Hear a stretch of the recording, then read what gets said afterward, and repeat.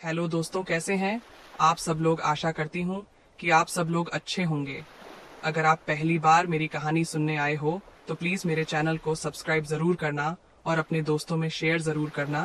तो चलिए शुरू करते हैं आज की यह कहानी। दोस्तों, मेरा नाम मोनिका कुमारी है और मेरी उम्र अभी 25 साल है। मैं एक शादीशुदा औरत हूँ। मेरी शादी को करीब 2 साल हो गए हैं, लेकिन मेरा पति मुझसे अभी तक 3 या 4 बार मिला है, क्योंकि वह कमाने के लिए विदेश रहता है और 2-3 साल से घर पर आता है। मेरे अभी तक कोई बच्चा भी पैदा नहीं हुआ है। मेरे घर पर मेरा ज्येष्ठ और उसकी पत्नी और उसके 2 बच्चे रहते हैं। मेरे सास ससुर भी हमारे पास ही रहते हैं। मेरा ज्येष्ठ सरकारी नौकरी में है, जो सुबह जाता है और शाम को घर पर आ जाता है। मेरा ज्येष्ठ और उसकी पत्नी अपनी जिंदगी बहुत ही अच्छे से जी रहे हैं। लेकिन दोस्तों, दिक्कत तो मेरे आ रही है ना। मेरा पति मुझसे कभी कभार ही फोन पर बात करता है। मेरा भी मन करता है कि मेरा पति मेरे साथ रहे, मुझसे बात करे, लेकिन ये सब मेरी किस्मत में कहाँ पर है। जिंदगी तो मेरा ज्येष्ठ और उसकी पत्नी अच्छे तरीके से काट रहे हैं। यह बात कुछ समय पहले की है। मेरे जेठ की पत्नी ने मुझसे कहा कि मोनिका, मैं कुछ दिनों के लिए अपने मायके जाऊंगी, क्योंकि मेरे छोटे भाई की शादी है। मुझे वहां पर 10-15 दिनों के लिए जाना है। तुम मेरे पति को खाना दे देना और अपने सास ससुर का ध्यान रखना। मैं मेरे बच्चों को मेरे साथ ही लेकर जाती हूँ और शादी के 2-3 दिन पहले मेरे पति के साथ मेरे मायके आ जाना। मैंने कहा ठीक है, आप बच्चों को लेकर शादी में चले जाओ। यहाँ पर सब कुछ मैं संभाल लूंगी, आप चिंता मत करो। अपने सास ससुर को समय पर खाना दे दूंगी। दोस्तों, मेरी जेठानी तो अपने मायके चली गई। मेरा जेठ ड्यूटी पर गया हुआ था। घर पर मैं अकेली ही थी। शाम को मेरे जेठ ने मुझे फोन किया और बोला, मोनिका, अभी बरसात हो रही है, मैं बरसात रुकने पर आऊंगा, तुम चिंता मत करना, तुम खाना खा लेना। मैंने कहा ठीक है। दोस्तों, मेरे जेठ की पत्नी के साथ ही मेरे सास ससुर भी उसके मायके शादी में चले गए थे। इसलिए ही तो हमारे घर पर मेरे और मेरे जेठ के अलावा कोई नहीं था। मेरे जेठ के ससुराल वालों ने मेरे सास ससुर को कहा कि आप हमारी शादी में 10-15 दिनों पहले ही आना, इसलिए वह मेरे जेठ की पत्नी के साथ ही चले गए। दोस्तों, बरसात तो रुकने का नाम ही नहीं ले रही थी। करीब रात के 8 बज चुके थे। मैंने खाना बना लिया और मैंने तो खाना भी खा लिया और मैं टीवी में कुछ रोमांटिक फिल्में देखने लगी और मुझे अपने पति की खूब याद आ रही थी। पर क्या करूं, तभी अचानक बैल बजने लगी। मैं तुरंत खड़ी होकर दरवाजे के पास गई और दरवाजा खोला तो सामने मेरे जेठ पूरे बरसात में भीगे हुए खड़े थे। मैंने कहा, चलो अंदर आ जाओ और कपड़े बदल लो, मैं तुम्हारे लिए खाना लगा देती हूँ। जेठ ने बोला, मैं मेरे कमरे में कपड़े बदल रहा हूँ, तुम मेरे लिए टाउल लेकर कमरे में आ जाओ।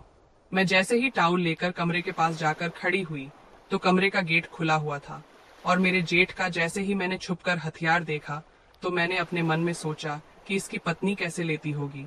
इतना मोटा और लंबा हथियार, यह तो बहुत मोटा और लंबा है। मैं तो देखकर तंग रह गई। मैं कमरे के गेट से थोड़ा पीछे आई और आवाज लगाकर बोली, ये लीजिए आपका टाउल। जेठ ने मुझे बोला, ओ सॉरी, मैं तो कमरे का गेट भी बंद करना भूल गया, तुमने कुछ देखा तो नहीं ना। मैंने कहा नहीं। चलो, मैं तुम्हारे लिए खाना लगा देती हूँ, खाना खा लो, फिर सोते हैं। जेठ ने खाना खा लिया और सोने के लिए चल पड़े। दोस्तों, मेरा तो मन अपने ज्येष्ठ का हथियार खाने और लेने का बहुत मन कर रहा था, क्योंकि आज घर पर कोई नहीं था। पर क्या करूं, कुछ समझ में नहीं आ रहा था। मैं भी अपने कमरे की तरफ सोने के लिए चल गई। रात के करीब 11 सियान बज चुके थे। तभी मेरे मन में एक विचार आया कि आज तो मैं अपने जेठ को दूध देना ही भूल गई।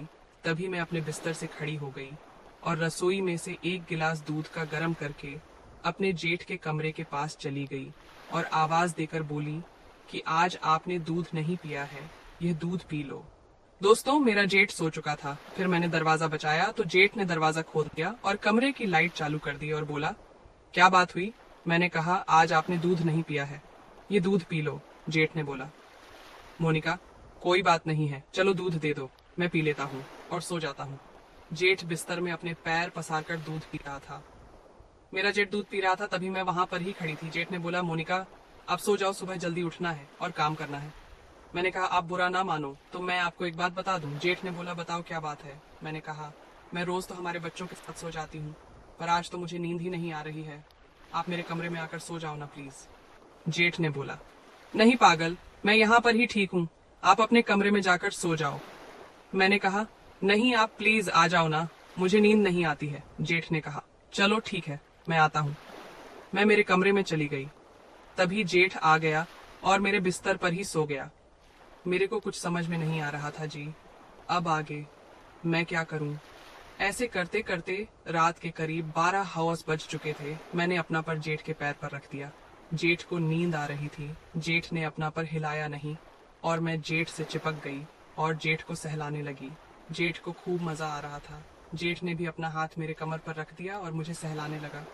मुझे तो दोस्तों ये सब किए हुए लगभग 1 साल हो चुका था। फिर क्या था, लगभग 3-4 बजे तक हम दोनों ने अपना काम कर दिया और दोस्तों मुझे खूब मजा आया। मुझे तो ऐसा लग रहा था मानो कि यह मेरा पति ही है। जेठ ने मुझे भरपूर मजा दिया और मेरे जेठ ने मुझसे कहा कि आपने मुझे बहुत मजा दिया है। यह मजा मेरी पत्नी में नहीं है क्योंकि मैं उसकी हर रोज लेता हूँ और आप तो अभी तक बिल्कुल सेपरेट हो। हम दोनों सुबह 6-7 बजे उठ गए और मैं घर का काम कर दिया। नाश्ता तैयार करके हम दोनों ने नाश्ता कर लिया और 8 बजे मेरा जेठ ड्यूटी पर चला गया। सारा दिन मैं घर पर अकेली ही थी। हर रोज रात को मेरा जेठ मेरे पास ही सोता था और मुझे भरपूर मजा देता था। ऐसे करते करते लगभग 10-15 दिन हो चुके थे। हम दोनों शादी में चले गए और वहां पर 2 दिन रुक गए और फिर वापस घर पर आ गए। लगभग 3-4 दिन तक हम दोनों ने घर पर अकेले ही बिताए और फिर मेरे जेठ की पत्नी घर पर आ गई थी।